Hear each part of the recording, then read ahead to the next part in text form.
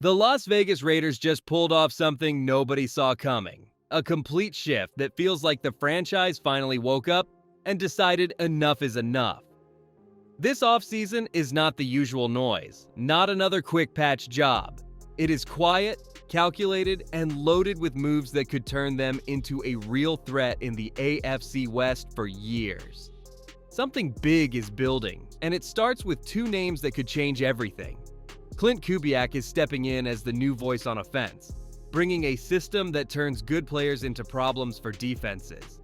Then there is Fernando Mendoza, the Heisman winner who put up over 3,500 passing yards, 41 touchdowns, and just 6 picks, ready to take the reins as the potential franchise quarterback.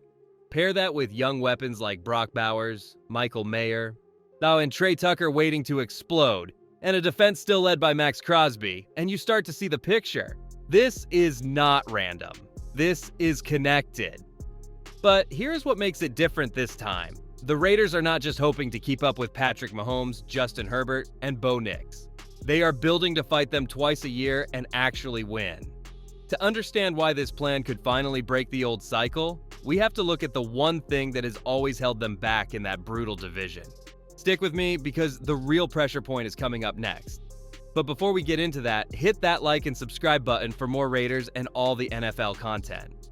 Let's aim for 300 likes on this video. The AFC West is not just tough. It is a division that punishes teams without a true answer at the most important position on the field.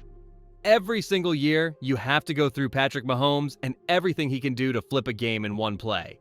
Then there is Justin Herbert, who can sit back calm and still tear apart a defense with one of the strongest arms in football. And now Bo Nix has settled in, making smart decisions and keeping drives alive when it matters most. That kind of quarterback depth means the Raiders have been forced to play catch-up twice a season against each of them, and temporary fixes simply do not cut it anymore. Hoping a veteran holds it together for a few games or leaning on defense alone only gets you so far when those three are locked in for the long haul. The margin for error disappears fast. And without your own guy who can grow into the role and match that level year after year, you stay stuck watching the same teams move forward. What nobody wants to say out loud is how much that pressure has shaped every decision the Raiders have made for years. To really see why locking in the right quarterback now could finally change the trajectory, we need to look back at how often the franchise has started over before anything could take root. That pattern is the real story, and it is what makes this moment feel so critical. For way too long, the Raiders have been caught in a loop that starts with excitement and ends with another fresh start. New voices keep coming in, full of big ideas and promises to finally get it right. But before those plans can settle and grow, results fall short, pressure builds, and the whole thing shifts again. You see it clearly when you step back. John Gruden came back with all that energy and history, trying to bring back the old fire. Then came Lane Kiffin, young and ready to modernize things fast. Jack Del Rio followed, pushing for toughness and structure. Even interim moments brought some calm and wins. Yet the choice was always to move on instead of building on what clicked.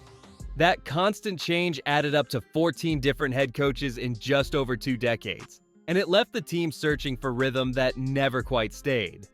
The real impact shows up in how hard it becomes to develop anything lasting, especially on offense where consistency matters most. But here is where the story starts to turn, because learning from all those chapters has put the Raiders in position to choose differently now. The kind of leader they bring in next could finally stop the spinning, and that choice is already starting to take shape. This time, the Raiders are going after a coach who knows how to steady the most chaotic spot on the field. Clint Kubiak is not the type to chase headlines with bold speeches or wild promises. He steps in quiet, focused on one thing above all, making sure the quarterback can think clear and play free no matter what is coming at him. Look at what he has already done in tough spots. With Derek Carr, when things got messy and doubt started creeping in everywhere, the offense still found ways to move and score. Then with Sam Darnold, when a lot of people expected the same old struggles to show up again, they never really did because the structure held strong. Kubiak has this way of pulling steady play out of quarterbacks even when the pieces around them are far from perfect. That is the difference maker the Raiders have been missing. Someone who builds trust in the room first and lets the results follow. And once you see exactly how he sets up his offense day to day, you understand why this hire feels like the start of something real. The foundation he lays is smart, patient, and built to control games from the first snap. What makes Clint Kubiak's offense so hard to stop is how it starts with something basic that defenses hate facing all game long. It leans heavy on the run, not as a backup plan, but as the main threat that forces everyone on the other side to stay honest and commit early. Heavy sets with extra tight ends on the field, constant motion before the snap. It all builds pressure right from the start. You saw it work with runners like Kenneth Walker and Zach Charbonnet, grinding out tough yards even when the blocks were not perfect, keeping defenses stacked up front.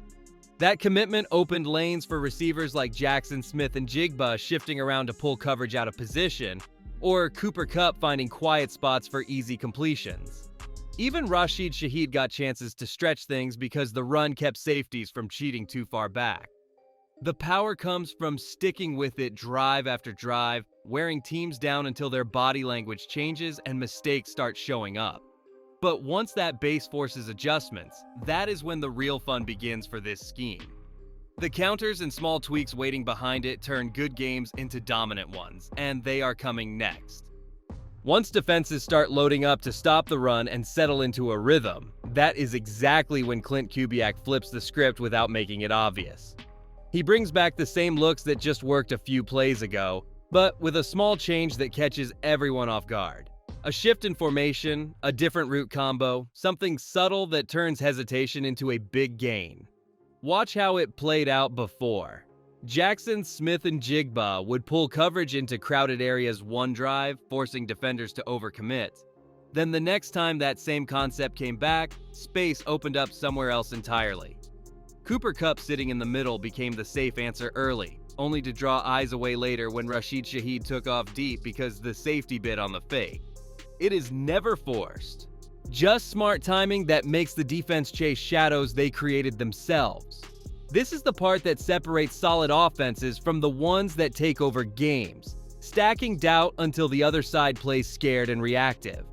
And when you start picturing these exact ideas on the Raiders' current group of playmakers, it gets exciting fast. Their young talent is perfect for this kind of attack, and that fit is what we are breaking down next. Imagine two tight ends who can do it all staying on the field together, creating constant problems no matter what the defense tries to throw at them.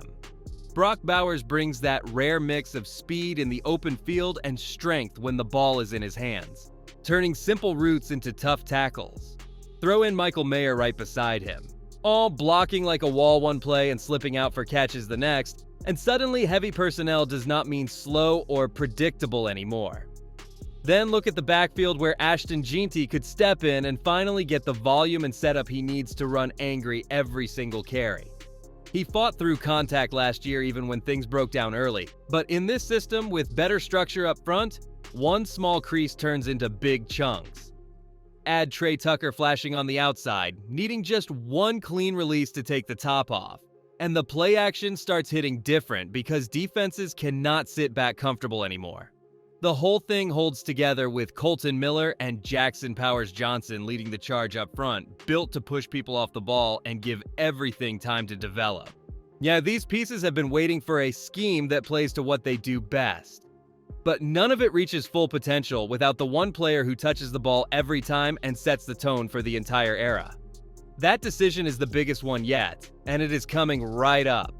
Everything comes down to this one choice that could lock in the future for a decade.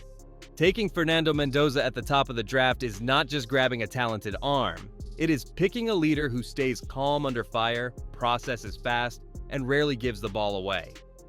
Coming off a Heisman season where he threw for over 3,500 yards and 41 touchdowns against only 6 interceptions, first at Cal, then dominating at Indiana, he fits exactly what this offense demands from day one. The Raiders sit on massive cap space right now, enough to go out and add real help without waiting years for it to matter. That means bringing in another edge rusher to pair with Max Crosby and make life hell for quarterbacks, filling holes at linebacker for more speed and coverage, and making tough calls on roles like Jamal Adams based on what they actually bring to the field today. Smart spending turns a solid core into a complete team fast, protecting the young quarterback and giving the whole plan room to breathe. At the top, Mark Davis, Tom Brady, and John Spytek are the ones steering it all, committed to patience and backing the vision even when early results test everyone. This full picture, from the quarterback to the roster, moves to the leadership, sets the Raiders up to not just compete but sustain it. What do you think? Is Fernando Mendoza the guy to lead this era?